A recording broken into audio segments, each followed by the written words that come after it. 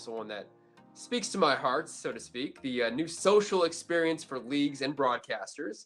It's powered by La Source, a consulting agency in the sport industry that connects high potential startups with leading sports organizations. So let's go straight to the source. Samuel Westberg is the CEO at La Source, and he joins us right now. Hi, Samuel. Hi, Josh. Very nice being here, and glad for your introduction. Look forward to our panel. Great to have you with. Yeah, let's introduce the panel right now. Joining Samuel, one of the Sports Business Journal's 40 Under 40, the head of sports partnerships at Verizon Media and Yahoo Sports. Please welcome Ishwara Glassman-Schrein. Thanks for having me. Hi, Ishwara. Great to have you with us.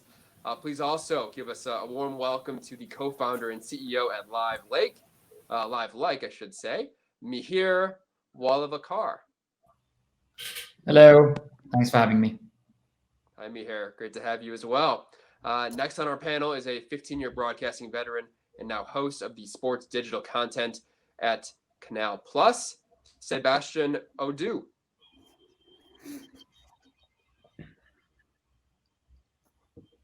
Hey, Sebastian, can you hear us? Yes. Hi. Great to have you as well. And finally, a former All-American pitcher at the University of Florida and professional baseball player in the Cleveland Indians organization, now the product director of apps at Flow Sports. Please welcome Justin Hoyman. Hey, Josh. Hey, Samuel. Thanks for having me. All right, Samuel, take it away. Terrific. Thanks a lot for the introduction. So very glad to be here and to be actively participating in Sports Tech Nation this year. Tried to put together what we believe to be one of the best pool of people out here working on engagement, social, and all those different kind of topics. I'll try to set a good example by just having a quick 15-second introduction before introducing, letting the rest of the panel introduce itself. So I'm Samuel Westberg, CEO at La Source. As mentioned, we try to represent in Europe what we believe to be the best tech startups and introduce them to the European landscape. But yeah, let me introduce you right away to Ishwara. Ishwara, take it away. I'm Ishwara. I lead business development and partnerships at Yahoo Sports, a part of Verizon. So manage a lot of our relationships with the leagues, NFL, NBA, MLB, and NHL, as well as our gaming and betting partnerships with MGM. Thanks for being here, Ishwara. Mihir, do you want to introduce yourself? Yeah, I'm Mihir. I'm the CEO and co-founder of Live Like. We're a technology platform that works with media companies such as Canals, Flow Sports, etc., in creating interactive engagement and community-driven experiences within their owned and operated platforms. Terrific. Justin. Hi there. My name is Justin Hoyman. I'm product director at Flow Sports, overseeing our apps, primarily focused around our kind of engagement experiences. Flow Sports is a direct consumer sports media company that really dives deep into underserved and niche sports using over-the-top technology. Thanks, Justin. And last but not least, Sebastian. Hi everyone, Sebastian Odu from Canal Plus in France. We are the third biggest pay TV group in the world, I guess, and I'm leading the sports digital content area at Canal Plus, which can mean a lot of things, ranging from social media to the experience within our app, which is something that I guess we're going to talk about a lot in this panel. Terrific. Thanks a lot, everyone, for the introduction. And so directly diving into it, Sebastian, I think my first question goes out to you. As you mentioned, you're quite an important player in the space and have been amongst the first broadcasters to deep dive into the digital potential of creating some of the first applications back in 2013. What drove you from creating those second screen standalone applications to now all centering it on one key MyCanal platform? We'd love for you to take us through that journey and what led you to that path of thought inside the organization. Well, my journey started only in 2015, so I won't take credit for the very good second screen app that we used to have. Actually, when I came in, we were in talks about getting rid of those apps and putting the entire sports experience within MyCanal, which was obviously a huge challenge in many ways. But you're right. I mean, the second screen app were very successful in France. We won quite a few awards with that. And the Canal Football app was very successful in particular, including on the engagement part, since we had the most successful fantasy game in France at the time. By far, we had like I guess, a bit over 300,000 active users for our fantasy game within the app. Plus, we had the ability to grade the games of football and rugby, which was something very important historically for our subscribers. And when we decided to get rid of those apps and bring the entire experience within MyCanal, obviously for like a year and a half, we didn't have any engagement tool within our app. So it was challenging. We tried allowing people to grade the games through social media, and we discovered that we didn't have the same quality of grade through social media. We didn't know if those guys were subscribers. We had a lot of trolls from opposite teams giving bad grades to the PSG games and so on. And finally, when we started the expert mode within MyCanal, which is an enhanced way of watching live sports, we obviously started with multi-camera. We had the ability to bring highlight clips, live data, and so on. But with the product people, I need to give kudos to Mathieu Montigo and Florent Vier. Those are the guys really doing the hard work behind the scene. But we're always talking about how can we bring more engagement within the app and not just rely on social media. And that's how we ended up working with me here on LiveLike to bring engagement really into the app, which is something that I think is important to obviously keep people engaged during the game, but most importantly for me, it's a way of creating more editorial, really, by allowing the expert on the other side of the screen to be more with your host and with your pundits. And that's a very interesting approach of helping with the editorial storyline. I think that, Justin, some of those elements must resonate with you. You're obviously quite a younger generation, younger organization than Canal Plus, but quite a trendy one. How do you see engagement being a bit newer to the market, although having been there for quite a while now? Understanding that on your platform, you mostly have niche sports coverage with very specific audiences that are expecting a very different experience from one another. Yeah, it's a really interesting and fun problem to try to solve. One thing I think that's important to note about the types of sports that we have is quite often we have very dispersed audiences throughout the globe. And so by nature of the fact that we have niche sports and you can't just go to the next big city to find your professional team, this is a challenge where it's really important to us. And, we have found a place in the market where we have used over-the-top technology to connect these fans around their passion, where otherwise they wouldn't have been able to before.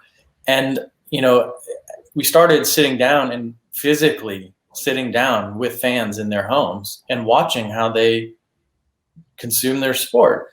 And it became very clear that, step one is get the game on the biggest screen that you have. Step two is quite often to go find your community and engage in sort of this, the community aspect of watching live sport. And, if you imagine if you're at the stadium itself, you're surrounded by that. But when you're sitting at home by yourself, there's that yearning for the connection and some of the alternate storylines and the ways to engage with that event that are absent. And so it's been a really fun and interesting problem for us because, in sports, when you have marching band or maybe jiu-jitsu or dirt track racing, who have been largely underserved, frankly, having a service like ours is amazing. But for us to kind of take that to the next level and create this extra dimension where we're uniting and igniting these communities together and also incorporating them into the live event itself, we think that there's some real opportunity for engagement there. Yeah, very interesting. And I think we'll get back to it about that sentiment community that you're trying to build. And that's a global direction that you're taking at Flow Sports, and also a very strong personal conviction. Ishwara, so just to set up, you're head of partnerships at Verizon Media, so working with all the biggest leagues out there.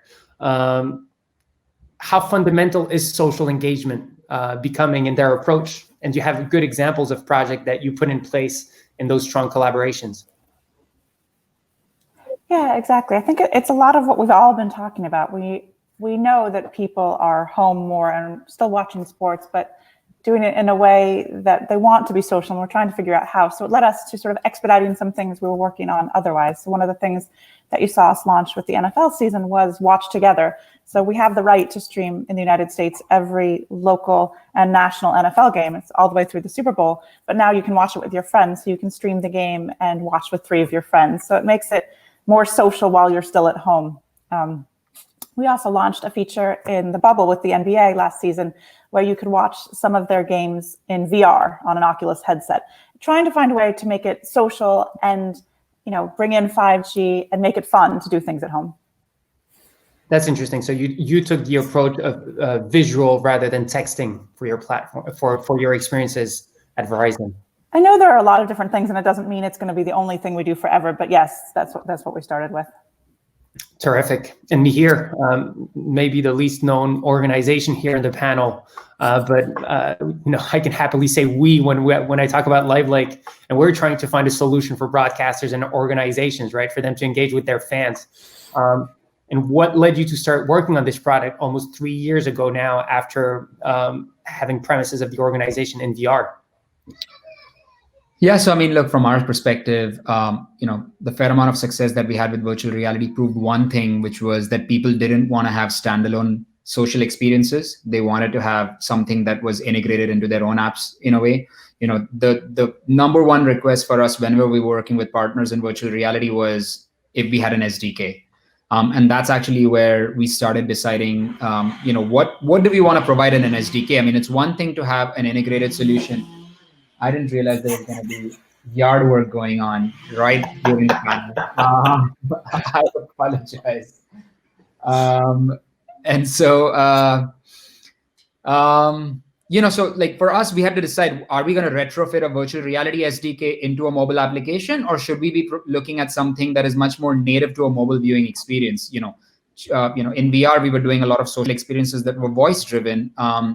And interactivity using controllers. On mobile, it's much more tactile, it's much more text. So we really started the process from scratch in a way. And the advantage that we did have, though, was that we were working with partners around the world already who would also be our customers for the new product. So we collated a ton of feedback from partners before we actually even began designing and developing the process, the product. So that journey, 3-year journey, is now culminated. We're working with the likes of Canals and Flow Sports. Ishwar and I have been working on this. I'm sure 2021 will be the year where we will work with Verizon and Yahoo. It's going to happen. I know it in my heart of heart. They will realize the folly in their ways of trying to build it all in-house. But we're building a platform that essentially allows the flexibility for partners to decide what's core to their own fan experience. And we let them build that rather than taking a singular product experience to them, which is almost like take it or leave it. Yeah, that's very interesting. And just in general, and that's more of an open question to all of you out here, is how important is that social and engaging component compared to the rest of the novelties that are being brought to the ecosystem? For a long while, broadcasters were only looking at new camera positions to kind of innovate how they were approaching their global coverage of the sports they owned. How important is that social component in the future of your organizations?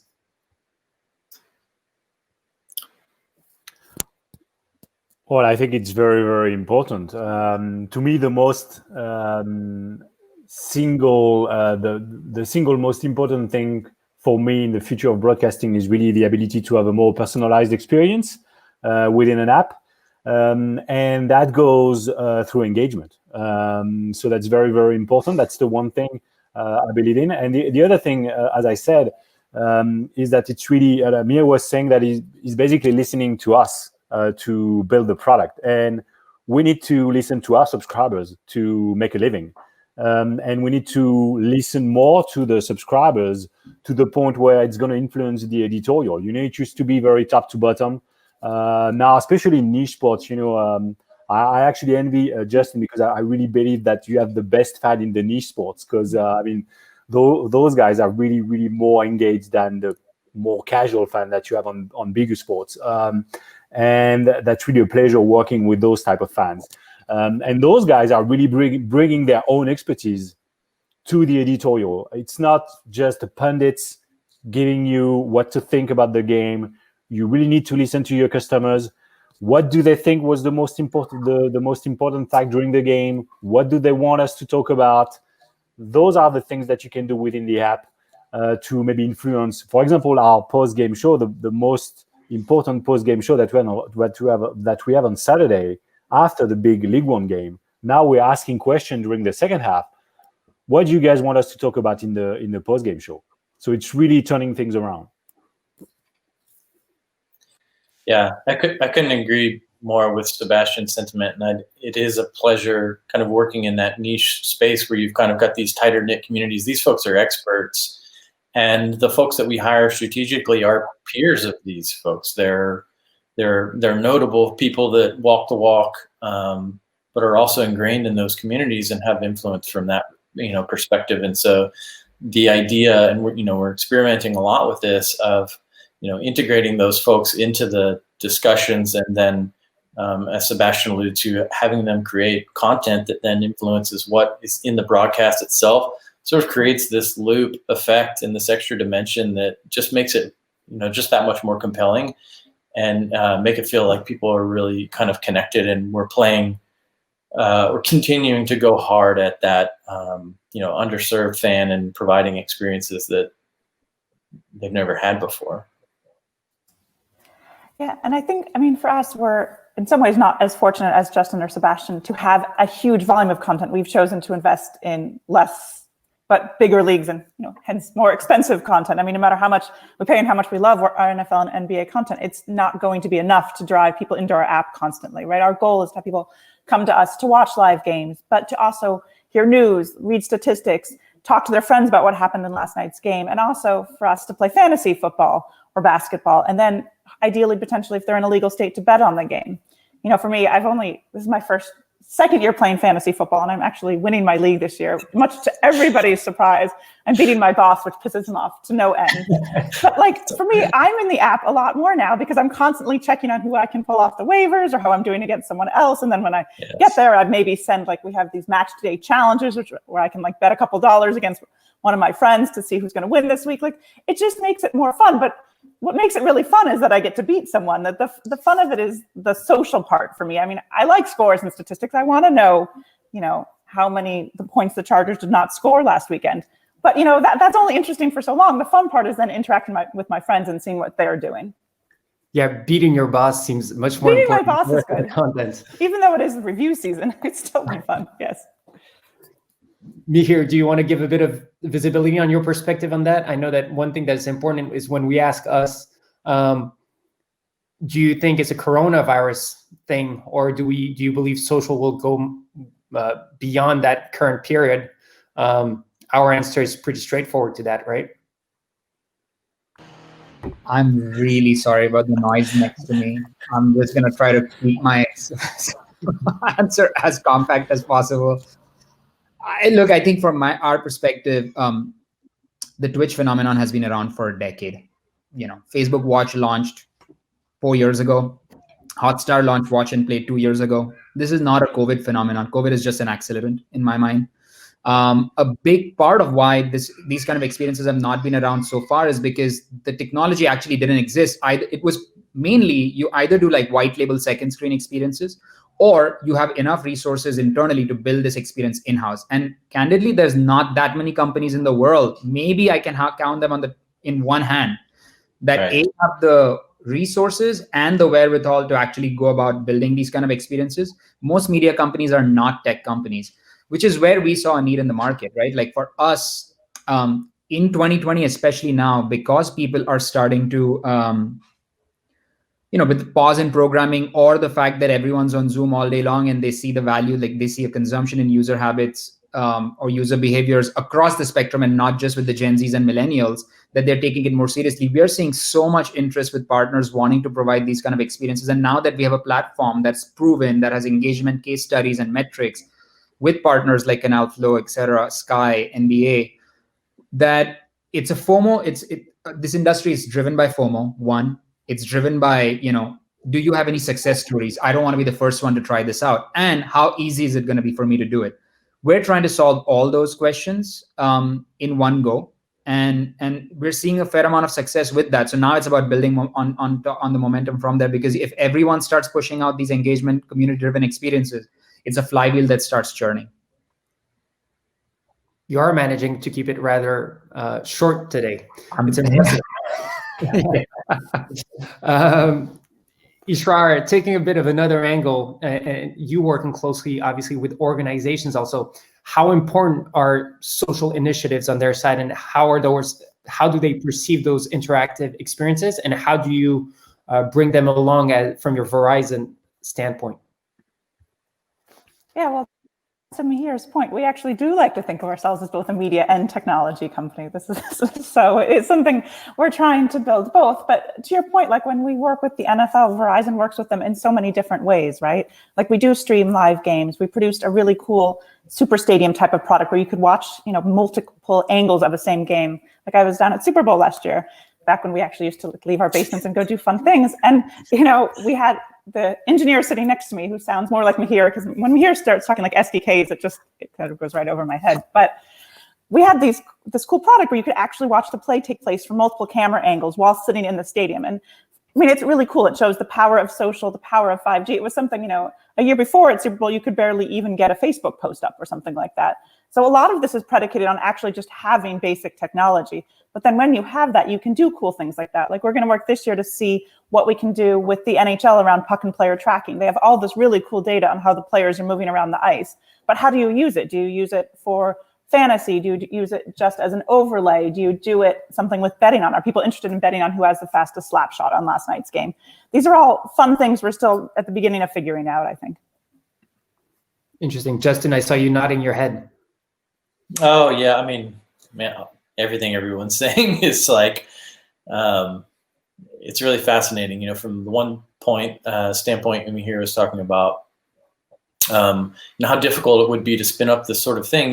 When you're in our place, if we didn't exist, then perhaps there would be nobody gathering the data for our sport or writing the stories or producing the live events. So the thought of then building something like this on top of it is steep. It's hard to justify when it's just hypotheses that we'd like to experiment with.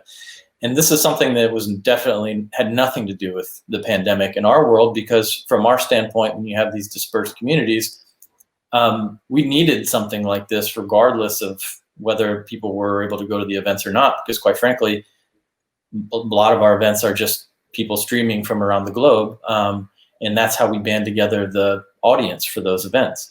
And so it's just really interesting to kind of hear some of the different, ideas around it and kind of how we have, confluence there.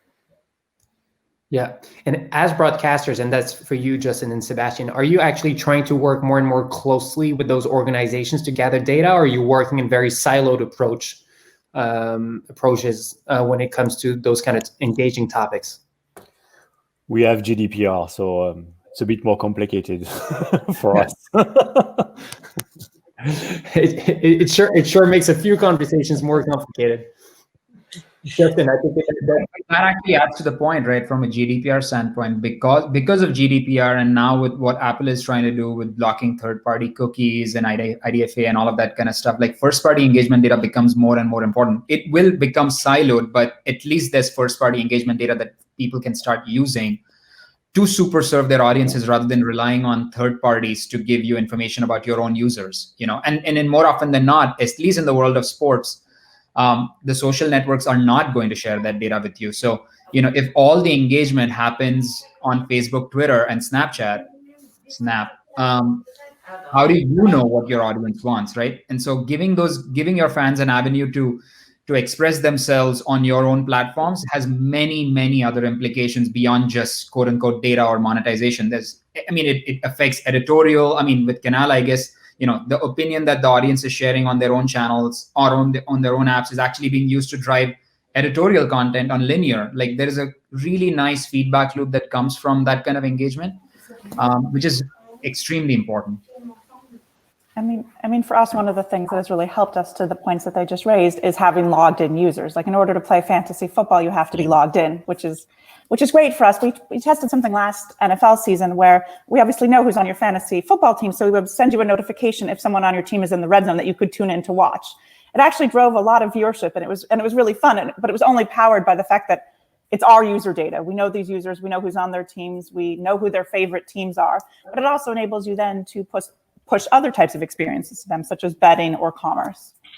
Yeah, we're in a similar position, just being a subscription service. Ishwara's point is a great one, where we kind of have this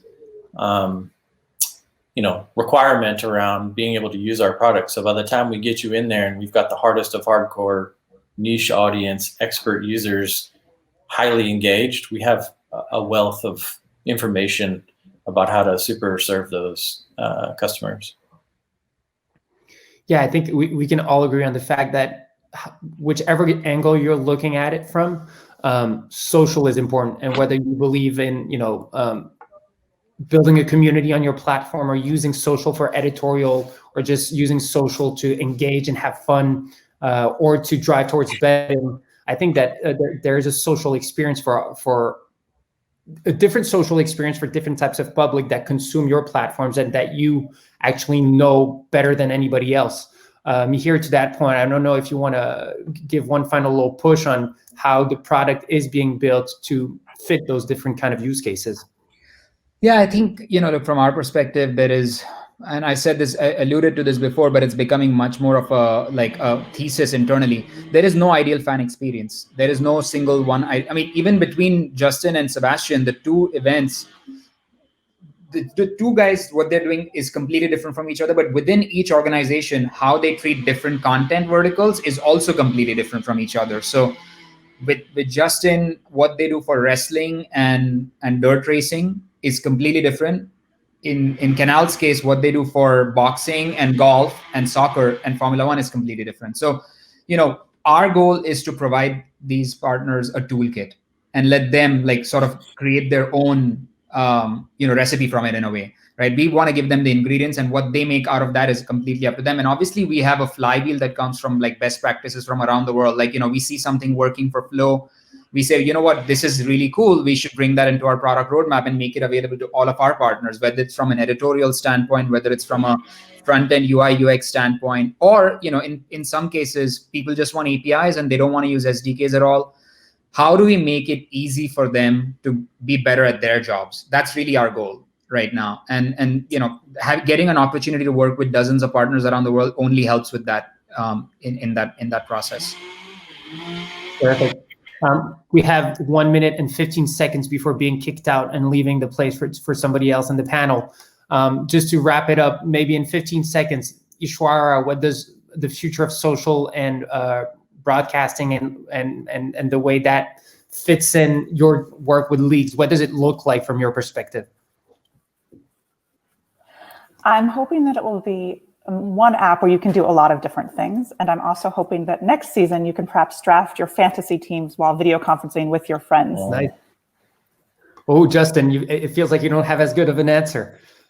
No, I got as good of an answer. I really love that idea because I've drafted in fantasy leagues, and as we get older, the folks in my league seem to keep spreading out further, and so you can't just go to the pub anymore to do your draft like you used to, which is the ultimate experience. So I loved that idea. For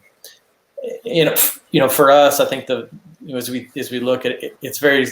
I feel like Sebastian honestly is kind of spearheading where I envision where I'd like to see it go, where I'd like to see Flow Sports take this, is sort of creating this virtuous loop in the product where you have these experiences that are very personalized to your sport and to your user, drive an engagement, and then have that generate some extra dimension in the event itself, such that it feels like fans are connected to that event.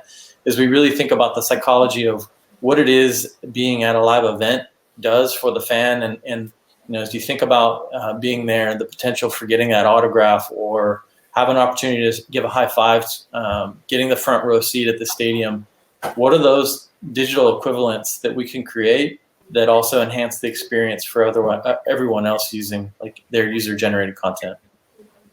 Josh, one more minute for Sebastian and me here to wrap it up. Yeah, we'll wrap it up real quick with those guys.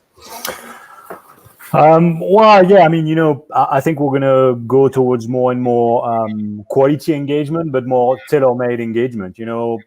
Every fan in different sports will act differently, and every subscribers will probably act differently one from the other. So, as Mia said, you need to have a very big toolkit to address everyone, which I think will be the main key.